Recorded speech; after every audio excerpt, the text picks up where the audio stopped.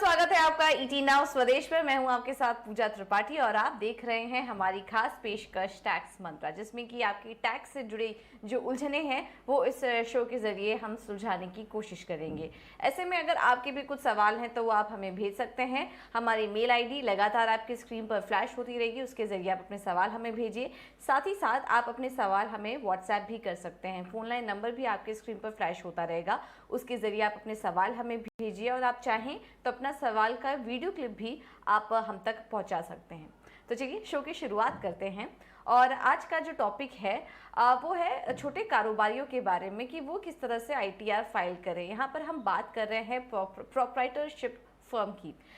देश में हम देख रहे हैं, हमारे देश में काफ़ी सारे छोटे बड़े कारोबारी हैं जिन्हें अपना रिटर्न फाइल करना यहाँ पर बेहद ज़रूरी है। लेकिन कंपनियों की जब बात आती है रिटर्न फाइल करने की, आईटीआर फाइल करने की, तो वो इंडिविजुअल टैक्स पेयर से थोड़ी अलग होती है, थोड़ी कॉम्प्लिकेटेड भी होती है, जटिल होती है। तो वही आज हम समझने की कोशिश करेंगे कि जब एक प्रोप्राइटर रिटर्न फाइल करता है तो उन्हें किन किन बातों का ध्यान रखना चाहिए, क्या स्लैब हैं, कौन सा फॉर्म आपके लिए सही है, ये क्या किन के लिए ज़रूरी है, ये सब आज हम समझने की कोशिश करेंगे। और इसमें आज हमारी मदद करने के लिए हमारे साथ जुड़े हैं बहुत ही खास गेस्ट सुधीर कौशिक, जो कि एक सीए भी हैं प्रोफेशन से और को फाउंडर एंड सीईओ taxpanel.com के हमारे साथ आज इस वक्त मौजूद हैं। Sudhir ji, thank you so much ET now Swadesh को अपना समय देने के लिए।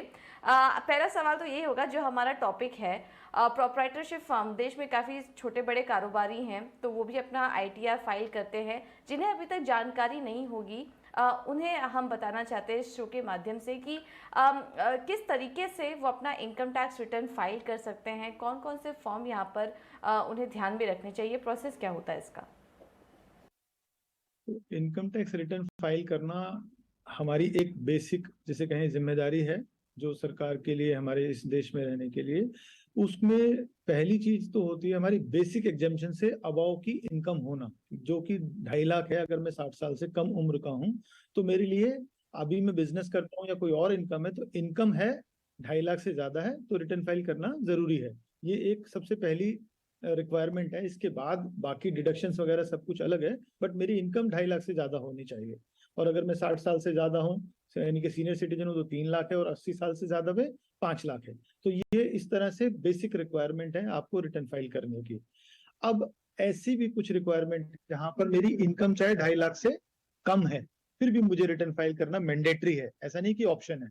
तो जैसे कि मैंने अगर कहीं फॉरेन ट्रैवल किया, 2 लाख रुपए से ज्यादा खर्च किया, अब मैं प्रोप्राइटर हूँ, इससे कोई लेना देना नहीं है, सैलरीड हूँ तब भी मुझे ये है, और अगर मेरी कोई इनकम नहीं है तब भी है। तो ये रिक्वायरमेंट उन लोगों के लिए है। तो छोटा बिजनेस कर, कितना भी छोटा हो, चाहे उसमें टैक्सेबल इनकम ना आ रही हो, फिर भी फाइल करनी है। अगर मैंने 2 लाख से ज्यादा फॉरेन ट्रैवल पे खर्च कर दिया है, या मैंने 1 करोड़ से ज्यादा अपने अकाउंट में डिपॉजिट किया है, करंट अकाउंट में कुल मिलाकर के, तो ये मैंडेटरी रिक्वायरमेंट है। तीसरी आती है बिजली का बिल अगर मैंने पे किया है 1 लाख से ज्यादा पूरे फाइनेंशियल ईयर में। ये कुछ ऐसी नई रिक्वायरमेंट सरकार ने डाल दी है कि भाई अगर आप इतना खर्चा करते हो तो आपकी इनकम, हम मान लेते हैं कहीं ना कहीं से तो है, तो आप वो सोर्स बता नहीं पा रहे हो या कहीं और से लिया है, तो you have to declare that. तो ये मैंडेटरी रिक्वायरमेंट है, चाहे आप बिजनेस छोटा करते हो या थोड़ा सा बड़ा करते हो। अब अगर मैंने बिजनेस किया है और मैंने वो प्रोप्राइटरशिप में किया है, प्रोप्राइटर जो है वो एक सेल्फ ही है, यानी कि अगर सुधीर कौशिक अपनी कोई सुधीर कौशिक एंड कंपनी या एसके कौशिक एंड कंपनी बना लेते हैं और उसमें कोई बिजनेस करते हैं या प्रोफेशन, ये दोनों बिजनेस और प्रोफेशन एक ही कैटेगरी में आते हैं। इनकी लिमिट अलग अलग है।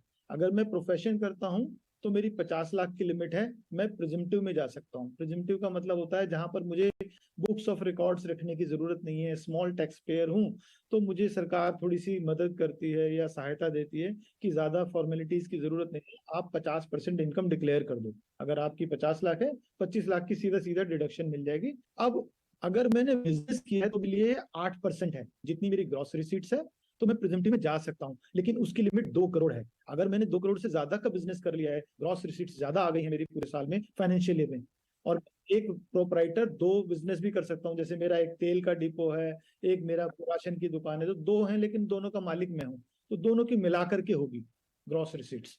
तो ग्रॉस रिसीट्स का मतलब है मैंने पूरे साल में एक पैन का मतलब सुधीर कौशिक का जो पैन है।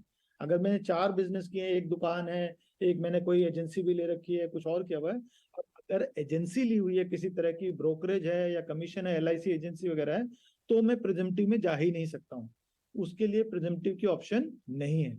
जो बिजनेस कमीशन बेस्ड है उसको प्रिजम्पटिव में आना अलाउड नहीं है। उनको पूरी बुक्स बनानी ही पड़ती हैं, उनको अपनी इनकम वैसे ही डिक्लेयर करनी है। अब प्रिजम्पटिव में 2 करोड़ तक की तो लिमिट है, लेकिन अगर मेरा बिजनेस सारा चेक से, मैंने लेन देन जो किया है, जो मेरा पैसा आया है, मान लो मैंने अमेजोन पे ही सेल कर रहा हूँ या मैं फ्लिपकार्ट पे सेल कर रहा हूँ, मेरा सारा का सारा है ही ऑनलाइन। अब मेरे पास तो सारी पेमेंट चेक से आ रही है और मेरे खर्चे भी, जो मैंने स्टाफ को सैलरी दी या जो फ्रेट करियर वगैरह खर्च किया, माल खरीदा, सब चेक से किया है।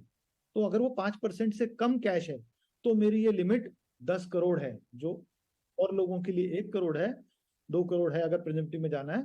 तो ये 10 करोड़ तक सरकार ने कर दिया। यानी कि अगर आपका लेन देन कैश में नहीं है, और सिर्फ इनकम आने की बात नहीं हो रही है, खर्चे करने की भी है, कुल मिलाकर के 5% से ज्यादा कैश में नहीं होना चाहिए, तो आप 10 करोड़ तक भी अपनी बिना उसके डिक्लेयर कर सकते हैं इनकम 5% पे।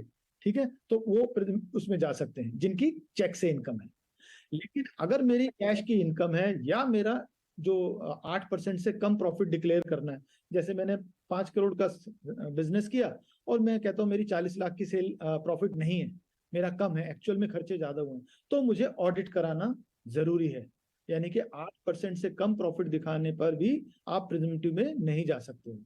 जितना मिनिमम सरकार ने कहा है इतना डिक्लेयर करोगे तो आप प्रिजम्पटिव में जा सकते हो। और अगर आपने उससे कम करना है तो आपको CA से अपनी बुक्स को ऑडिट कराना पड़ेगा। पहले बुक्स बनानी पड़ेंगी, फिर बुक्स में खर्चे दिखाने पड़ेंगे कि एक्चुअली मेरा खर्चा 8% से ज्यादा हुआ है, तो मेरा प्रॉफिट 8% से कम है। वो ऑडिट के केसेस में आपको ऑडिट रिपोर्ट, जो अपनी हमारी ये जो डेट गई है 30 सितंबर, यहाँ पर सब लोगों को सबमिट करनी थी। अगर जिन्होंने नहीं की है तो वो थोड़ा सा लेट हो गए हैं, और लेट होने पर हमारी एक पेनल्टी लगती है जो टैक्स ऑडिट की, वो ½ 0.5% ऑफ द टर्नओवर है, या फिर 1,50,000 मैक्सिमम। तो अगर हमने ऑडिट कराना था और रह गया है तो अब भी करा सकते हैं, थोड़ी सी पेनल्टी होगी, जो कि अगर आपका जेन्युइन रीजन है तो आप अपना माफी के लिए भी लिख सकते हैं। हो सकता है कि आपको वो ना लगाई जाए पेनल्टी, पर लॉ में प्रोविजंस हैं कि अगर आपने टैक्स ऑडिट था और आपका बुक प्रॉफिट कम दिखा रहे थे जो सरकार का, तो आपको वो लगाना था। तो ये प्रिजम्पटिव में जाना ज्यादातर लोगों के लिए फायदेमंद है, और लेते भी लोग फायदा ज्यादा इसी, छोटे कारोबारी हैं। अगर मैं देखूं तो अभी तक 1.5 करोड़ से ज्यादा रिटर्न जो है प्रिजम्पटिव में फाइल हुई है, 1,60,00,000 के करीब, और 60 लाख के करीब टोटल जो है ITR 3 हुई है। दो ही बिजनेस।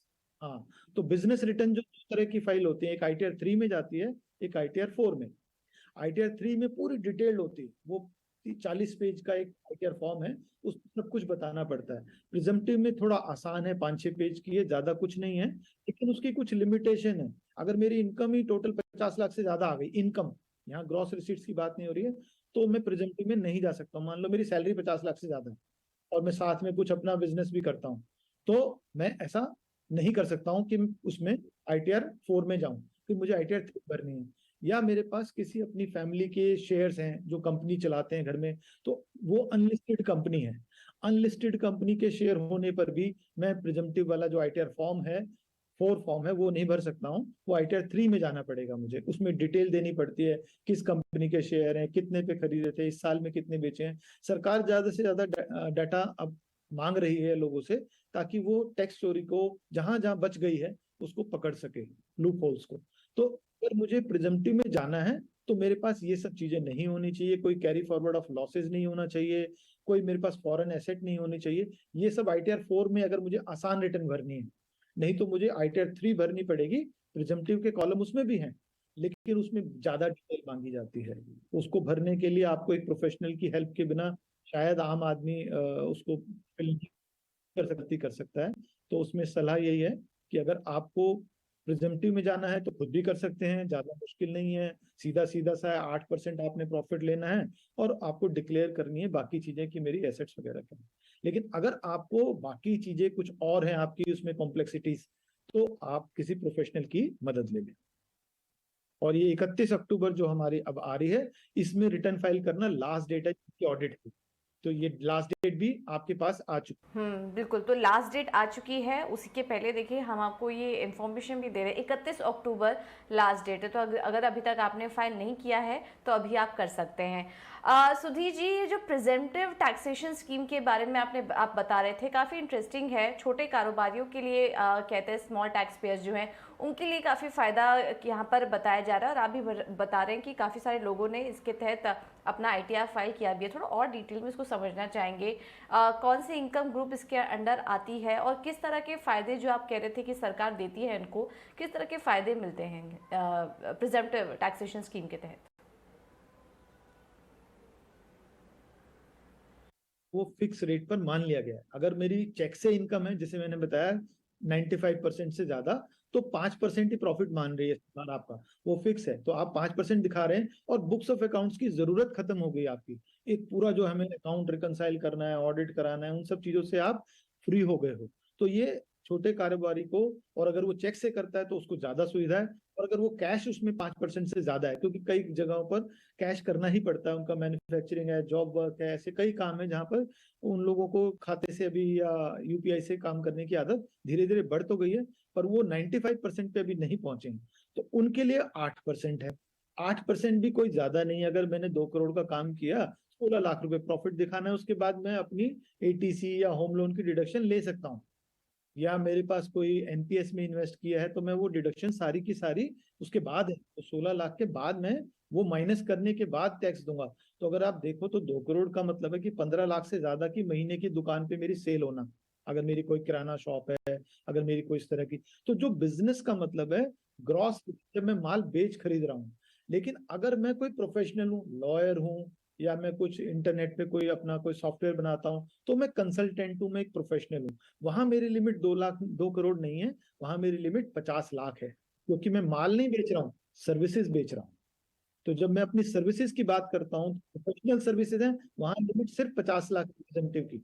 जैसे मैं एक चार्टर्ड अकाउंटेंट हूँ, अगर मैं चाहूँ तो मैं अपनी जो सीए की प्रैक्टिस है, अगर वो 50 लाख से कम है, तो सीधा सीधा 25 लाख की मुझे छूट मिल जाएगी। 50% ही मेरा टैक्सेबल है। बाकी 25% में से मैं अपने जो दूसरे डिडक्शन है वो ले सकता हूँ, लेकिन एक्सपेंसेस अलाउड नहीं है। फिर मैं ये नहीं कह सकता मेरा ऑफिस का रेंट दे दो या मुझे गाड़ी की डेप्रिसिएशन दे दो, वो नहीं मिलेगी। अगर मेरे को उससे कम दिखाना है 50% इससे प्रॉफिट, तो हो सकता है मुझे चीजों को ऑडिट कराना पड़े। तो आपको ये देखना है कि ज्यादातर लोग क्यों फायदा उठाते हैं, क्योंकि बुक्स बनाना और उनको रिकंसाइल करना और उसको फिर पी&एल को वो सीधा सीधा टैक्स जमा कराना आसान समझते हैं। और ये सरकार ने काफी बड़ी डिडक्शन दी हुई है ऑलरेडी। तो बाकी खर्चे कई बार लोगों के पास इतने होते नहीं है, पर इसमें ये जो लॉ है वो ये 8% या इससे अधिक प्रॉफिट जो भी है आप एक्चुअल दिखाओ। वो कम दिखाने की बात नहीं करते हैं सरकार, लेकिन लोग 8% ही दिखाते हैं और वो ठीक है। तो इसमें फायदे एक और जो प्रिजम्पटिव का है, इसकी वैसे तो तो 2 करोड़ की लिमिट जी जो जो बिजनेस करते हैं, मैन्युफैक्चरिंग करते हो या कोई सेल जी परचेज जी करते हो, प्लीज ट्रेडिंग कैरी करते ऑन। हो। हाँ, लेकिन अगर मैं सर्विसेज करता हूं तो 50 लाख है। सर्विसेज का मतलब है अगर मैंने कोई नोटिफाइड सर्विसेज हैं, जैसे सीए है, लॉयर है, प्रोफेशनल सर्विसेज हैं, जैसे इंजीनियर है, या कोई फिल्म स्टार वगैरह जैसे जो आर्टिस्ट होते हैं उनको नोटिफाई किया है कि जो अपनी कला से पैसा बना रहे हैं। जैसे कुछ लोग आजकल ब्लॉगिंग वगैरह कुछ इंटरनेट पे ज्ञान देते हैं, तो वो उनकी भी इनकम है। वो अपने प्रोफेशन से इनकम जो कर रहे हैं उनकी लिमिट 2 करोड़ नहीं है, उनकी लिमिट 50 लाख है। उनके लिए लेकिन डिडक्शन 50% है, उनके लिए ज्यादा बड़ी डिडक्शन एक्सपेंसेस माने जाते हैं। तो इसलिए वो दोनों ही लोग प्रिजम्पटिव में ज्यादा जाते हैं।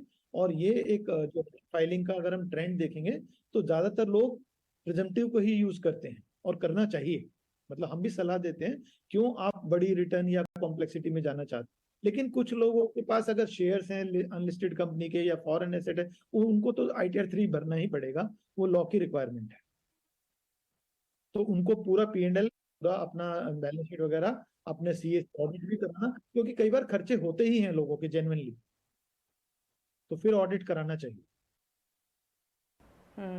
बिल्कुल। तो यहाँ पे फॉर्म का भी ध्यान रखिए कि कौन सा फॉर्म आपके लिए सही है और किस इनकम लिमिट के तहत आप आ रहे हैं। ये भी हमने आपको क्लियरली बताया कि इसमें आप प्रिजम्पटिव टैक्सेशन स्कीम का फ़ायदा उठा सकते हैं, जो कि आपको सलाह भी है कि इसका फ़ायदा उठाना चाहिए।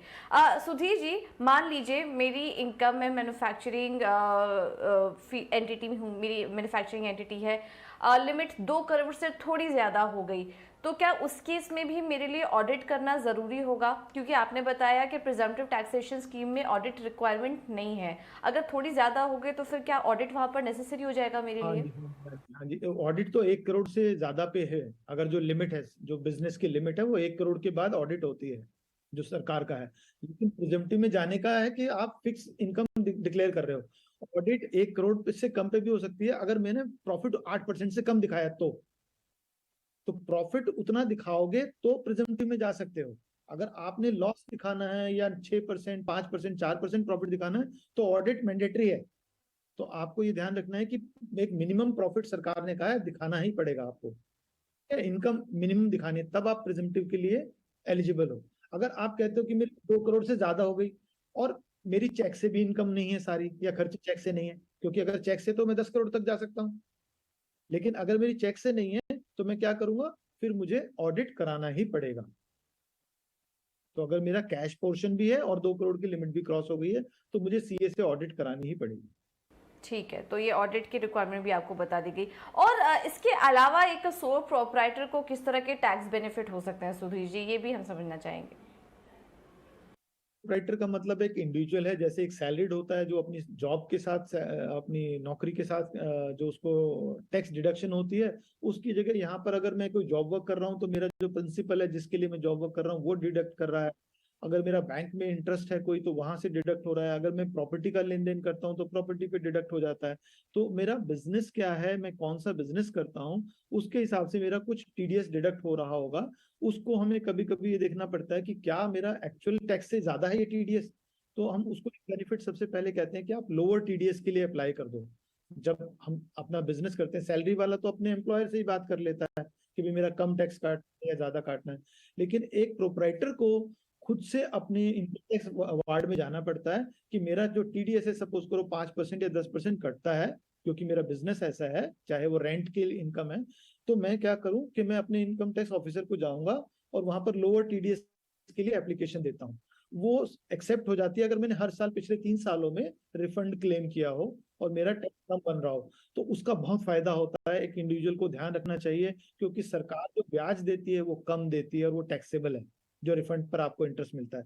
दूसरा, आपको कैपिटल की जरूरत होती है बिजनेस चलाने के लिए, आप इधर उधर से ब्याज पे पैसा उठाते हो या कम काम कर पाते हो, तो ज्यादा अच्छा है कि इनकम टैक्स में आपका पैसा ना फंसे। तो ये एक प्रोपराइटर के लिए अलाउड है कि वो अपने इनकम टैक्स ऑफिसर को अप्लाई करके अपना टीडीएस कम करा ले। ऐसा कराते हैं लोग और कराना चाहिए, क्योंकि वो टीडीएस की रेट कई जगह ज्यादा है जो कि एक्चुअल टैक्स से ज्यादा हो जाता है, और रिफंड 1 साल बाद मिलेगा आपको। तो मेरा पैसा तो काम में लगना चाहिए ना, इधर उधर ब्लॉक नहीं होना चाहिए। तो एक तो ये बेनिफिट लोगों को लेना चाहिए, रिफंड बाद में लेने की बजाय अभी टीडीएस कम करते हैं। दूसरा, जब मेरा एडवांस टैक्स की जो लायबिलिटीज हैं वो मेरी दोनों ही सूरतों में आती हैं। अगर मैंने प्रिजम्पटिव में जाना है तो मेरी एडवांस टैक्स की एक ही किस्त होती है मार्च की, नहीं तो मेरी, अगर मेरी प्रिजम्पटिव में नहीं जाऊंगा, मेरी ऑडिट वगैरह है, तो मेरी तीनों किस्तों में मुझे एडवांस टैक्स जमा कराना पड़ेगा। तो ये एक फायदा है, अगर मैं प्रिजम्पटिव में मुझे पता है तो मैं मार्च में जाकर के एडवांस टैक्स जमा कराऊंगा, बाकी मेरी कोई जिम्मेदारी नहीं है। मैं पूरा एसेस कर लूंगा इतना ही इनकम है और उसके हिसाब से एडवांस टैक्स जमा हो जाएगा, कोई इंटरेस्ट पेनल्टी नहीं लगेगी। लेकिन अगर मैंने मार्च में भी नहीं किया और फिर बाद में किया तो मुझे इंटरेस्ट देना पड़ेगा। तो ये ध्यान रखना है कि मैं प्रिजम्पटिव में हूं या नहीं हूं। और प्रिजम्पटिव का एक और बड़ा अच्छा सख्त कानून है कि अगर आपने पिछले 2 साल से प्रिजम्पटिव में डिक्लेयर कर रहे थे, अब आपको लगा नहीं मेरी तो इनकम कम है तो मैं 8% डिक्लेयर नहीं करता हूँ, तो फिर आपको अगले 5 साल ये फायदा नहीं मिलेगा, प्रिजम्पटिव में नहीं जा सकते हो आप। 5 ईयर्स की कंटिन्यूटी जरूरी है, फिर आपको हर साल वैसे ही डिक्लेयर करना पड़ेगा ऑडिट करा के। तो ये ध्यान रखना है कि अगर आप एक बार बदल रहे हो सिस्टम तो अगले 5 साल वही कंटिन्यू करना है। तो ये एक प्रोपराइटर के लिए कई बार असमंजस की सिचुएशन होती है कि भाई मेरे को एक्चुअली ऑडिट करानी चाहिए क्योंकि मेरा तो प्रॉफिट है नहीं, या मैं ज्यादा प्रॉफिट दिखा करके अपनी प्रिजम्पटिव को कंटिन्यू कर लूं, पर लॉ यही है कि आपको 5 ईयर कंटिन्यू करना पड़ेगा, ब्रेक किया तो वहां से 5 ईयर कंटिन्यू। तो ये थोड़ा सा कॉम्प्लेक्स है, लेकिन जब हम सीए के साथ अपना जो बिजनेस की रिक्वायरमेंट बात करते हैं तो they are well no aware about these laws. दूसरा जो इंडिविजुअल है, वो अगर मैं होम लोन खरीद रहा हूँ या बिजनेस के लिए अपने घर को इस्तेमाल कर रहा हूँ तो मैं अपने घर का रेंट दिखा सकता हूँ। अगर घर का कोई इलेक्ट्रिसिटी बिल वगैरह मैं दे रहा हूँ और घर से बिजनेस करता हूँ, जैसे कई बार नीचे दुकान है ऊपर मकान है, पूरे के पूरे खर्चे आप क्लेम कर सकते हो। घर वालों की अगर सर्विसेज ले रहे हो, चाहे वो आपकी स्पाउस है, उनको सैलरी दे सकते हो। अगर आपके बच्चे आपके साथ इन्वॉल्व हैं या पेरेंट्स इन्वॉल्व हैं तो उनको सैलरी देना आपका जो उसमें एक्सपेंस है, डिडक्टेबल एक्सपेंस होता है, क्योंकि वो बिजनेस को करने के लिए आपको मदद कर रहे हैं। किसी भी तरह की मदद ले रहे हो आप, अगर पैसा लिया है तो उस पर ब्याज भी दे सकते हो और वो आपके बिजनेस से डिडक्टेबल होता है। तो उनकी सर्विसेज को फ्री में अवेल ना करें। मतलब तो आपको यहाँ पर एक्सपेंसेस जब कम ज्यादा होंगे तो आपका प्रॉफिट कम होगा, प्रॉफिट कम होगा तो टैक्स कम होगा, जो कि जेन्युइन है। तो ये एक प्रोपराइटर के लिए जो भी उसके जेन्युइनली घर की चीजें भी इस्तेमाल कर रहा है वो उसमें जरूर दिखाए। चाहे वो इंटरनेट का बिल होता है, कई बार हम घर से ही सारी चीजें मैनेज करते हैं, ऐसे भी बिजनेस हैं, कुछ प्रोफेशनल भी ऐसे हैं तो वो घर में ही कंप्यूटर से काम कर रहे हैं। वो सारे एक्सपेंसेस को प्रोपोर्शनेटली, ऐसा नहीं कि सारा का सारा खर्चा जो आपके हाउस होल्ड के लिए खर्च हो रहा है उसका कुछ प्रोपोर्शनेट आप कर सकते हैं। जैसे सपोज करो 3 कमरे हैं, एक कमरे में आपने ऑफिस बनाया हुआ है तो 1/3 आप अपना रेंट या जो भी घर का किराया है वो वहां डाल सकते हो खर्चों में। तो ये भी एक प्रोपराइटर के लिए घर का घर में रह करके फायदा है। अगर आप ट्रैवल करते हो तो गाड़ी को उसी हिसाब से गाड़ी के खर्चे डाल सकते हो। तो जो एक्सपेंसेस हैं वो जब तक बिजनेस से रिलेटेड है सभी क्लेम कर सकता है एक प्रोपराइटर। जैसे वो डिडक्शंस क्लेम कर सकता है एक सैलरीड वाला, वो एटीसी की डिडक्शन पूरी की पूरी 1,50,000 की ले सकता है, एनपीएस में 50,000 अलग से कर सकता है, अपना मेडिकल इंश्योरेंस करा सकता है, अपने सामान का इंश्योरेंस करा सकता है। ये सारी डिडक्शंस आपको अलाउड हैं, करानी चाहिए। और इसी तरह से आपका होम लोन की जो डिडक्शन होती है 2 लाख तक की, वो भी आपको एज एन इंडिविजुअल अलाउड है पूरे साल में, जो आपकी इनकम से डिडक्शन होगी। ये प्रिजम्पटिव में जाए तब भी मिलती है, ऐसा नहीं है कि प्रिजम्पटिव में नहीं है। तो दोनों सूरतों में, चाहे मैं पीएनएल ऑडिट के थ्रू करूं कोई बुक्स बनाकर या प्रिजम्पटिव में, ये जो मेरी चैप्टर 6 की डिडक्शन कहते हैं जो एटीसी वगैरह है, ये दोनों ही हालत में मिलती हैं और ले। हाँ, एक सूरत है कि मैं इन्वेस्टमेंट करता नहीं हूँ तो आजकल आपके पास एक न्यू टैक्स रिजिम आ गई है, तो आप उस न्यू टैक्स रिजिम में जा सकते हैं। वहाँ लोअर टैक्स रेट्स हैं, पर आपको कोई बेनिफिट एटीसी वगैरह का या होम लोन इंटरेस्ट का जीरो है, नहीं मिलेगा, ना एनपीएस का मिलेगा आपको। तो आपको सीधा सीधा सा 5% 10% करके टैक्स देने होंगे। तो आप ये देख लें कि आपको न्यू रिजिम में जाना है तो वो भी कर सकते हैं। ओके तो काफ़ी सारे बेनिफिट्स हैं यहाँ पर सोल प्रोपराइटर के लिए जिसका कि आप फ़ायदा ले सकते हैं। हाँ, हमें तो लग रहा है कि इस बेनिफिट क्या क्या मिलते हैं उसके लिए एक अलग से एपिसोड करना पड़ेगा, क्योंकि जैसा कि सुधीर जी आप बता रहे हैं ढेर सारे बेनिफिट है जिनका फ़ायदा मिल सकता है एक प्रोपराइटर को, स्मॉल टैक्स पेयर को, जो छोटे लघु उद्योग में हैं उनको काफ़ी ज़्यादा फ़ायदा मिल सकता है। अभी तक शायद उनको ये जानकारी नहीं थी, लेकिन इस शो के माध्यम से उनको ये छोटी छोटी बातें भी पता चल रही होंगी। और जाते जाते एक आखिरी सवाल सुधीर जी, क्विक रिस्पॉन्स आपसे चाहेंगे इस पर। टैक्स स्लैब के बारे में भी बताइए, प्रोपराइटरशिप में कौन कौन से टैक्स स्लैब हैं जिनको कि ध्यान में रखना चाहिए।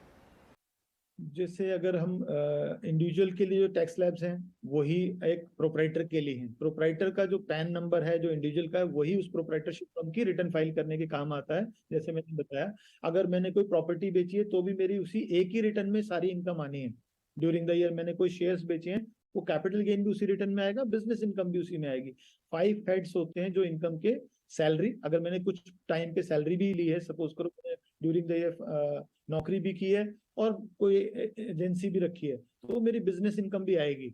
और इसी तरह से मेरे सपोज करो फैमिली बिजनेस है, उसमें मैं कोई पार्टनर, तो भी मेरा वो पार्टनरशिप का प्रॉफिट भी बिजनेस इनकम में आएगा। अब जो मेरा टैक्स स्लैब है वो 2 तरह से है, या तो मैं न्यू टैक्स रिजिम में जाता हूँ या मैं ओल्ड टैक्स रिजिम में जाता हूँ। ये दोनों में से मुझे चुनना पड़ता है। तो 2.5 लाख के बाद जैसे 5% है 5 लाख तक, फिर 10% है, और 2.5 लाख के बाद 5% बढ़ता चला जाता है न्यू टैक्स रिजिम में अप टू 15 लाख। तो अगर मेरे पास इन्वेस्टमेंट की जरूरत ही नहीं, मैंने नहीं किया है, तो न्यू टैक्स रिजिम ज्यादा बेहतर है और लोग यूज कर रहे हैं। खासतौर पर जो मिलेनियल हैं, जो नए यंग लोग हैं, वो थोड़ा सेविंग्स को उतना ज्यादा अडॉप्ट नहीं कर रहे हैं, या फिर कुछ लोग बाहर जाना चाहते हैं तो उनको लगता है विदेशों में जब जाएंगे तो यहाँ की सेविंग्स ज्यादा काम की नहीं है हमें, या पिताजी का घर है तो घर भी नहीं बना रहे हैं, तो उनके पास अपने खर्चे हैं, और या फिर कई बार लोगों की जरूरतें इतनी ज्यादा हैं कि घर में कोई बीमार है तो सेविंग्स कर ही नहीं पाता है। उनके लिए न्यू टैक्स रिजिम सही ऑप्शन है, क्योंकि वो पूरी तरह से अपनी जो आज की जरूरत है उसके ऊपर फोकस कर रहे हैं। लेकिन अगर मुझे अपनी फ्यूचर की रिक्वायरमेंट देखनी है, फाइनेंशियल वेलबींग देखना है अपने परिवार का, आने वाले दिनों की जो फाइनेंशियल रिक्वायरमेंट है, जैसे रिटायरमेंट है, बच्चों की शादी है या एजुकेशन है, उसके लिए पैसा इकट्ठा करना है, तो मुझे ओल्ड टैक्स रिजिम में जाना होगा, जहां मेरी 2.5 लाख से 5 लाख तक मैं अगर कर सकता हूं तो जीरो टैक्स भी कर सकता हूं अगर मेरी इनकम 5 लाख से नीचे आ जाए। लेकिन उसके बाद फिर 20% है 10 लाख तक, और उसके बाद 30% है। तो ज्यादातर लोगों को हम यही सलाह देते हैं कि कोशिश करो कि सारी सेविंग्स कर लो, और 5 लाख से नीचे आ जाओगे तो टैक्स लगेगा ही नहीं, क्योंकि लोगों के पास पूरी जानकारी अगर हो और वो अपनी टैक्सेबल इनकम को कम कर सकें तो ज्यादा अच्छा है। ताकि टैक्स देना तभी चाहिए जब आप अपना सब कुछ देखभाल कर चुके हो। टैक्स ना देना की बात नहीं करते, लेकिन पहले अपना घर देख लो, फिर सरकार की मदद करो या औरों की मदद करो। जैसे वो हवाई जहाज में बैठते हुए कहते हैं ना, पहले अपने यहाँ पेटी बांधे, तो पहले अपनी लाइफ ठीक कर लें फाइनेंशियली, फिर आप टैक्स दे दें। अब लोग बिना देखे दिए जा रहे हैं, अपने घर की देखभाल नहीं की है, किसी ने घर नहीं बनाया है, किसी ने रिटायरमेंट के लिए सेविंग नहीं करी है, तो टैक्स देने से ये सब चीजें आपको आएंगी नहीं। आप टैक्स देते रहिए, आपको ना तो घर बना के देगा कोई, ना आपकी रिटायरमेंट पे पेंशन देगा अगर आपने सेविंग नहीं की तो इसलिए ज्यादा कोशिश करो कि सेविंग कर सको। तो इस ऐप्स को यूज करो, और जिनको जरूरत नहीं है वो ऑफ कोर्स सरकार की आसान जो लोअर स्लैब वाली न्यू टैक्स रिजिम है उसमें जाएं। और अगर आप सीनियर सिटीजन है तो 60 साल की तो 3 लाख तक भी आपको बहुत कोई इंपॉर्टेंट पॉइंट बताया आपने। हाँ जी। और दूसरा, आपके पास अगर सुपर सीनियर सिटीजन है, जैसे आपने दादाजी के नाम से कोई बिजनेस चल रहा है, दुकान चल रही है, उसमें भी आपको टैक्स बेनिफिट ज्यादा है, 5 लाख तक कोई टैक्स नहीं है। बिल्कुल बिल्कुल। तो इसी नोट के साथ सुधीर जी बहुत बहुत धन्यवाद आपका अपना कीमती समय हमें देने के लिए। और काफ़ी अच्छा टॉपिक था, इंटरेस्टिंग टॉपिक था। उम्मीद है कि हमारे जो देख रहे हैं जो स्टार्टअप हैं, जो एंटरप्रेन्योर्स हैं, छोटे लघु उद्योग से जुड़े हुए हैं, उन्हें काफ़ी मदद मिली होगी इस शो के ज़रिए। इसी नोट के साथ मुझे दीजिए इजाज़त। नमस्कार।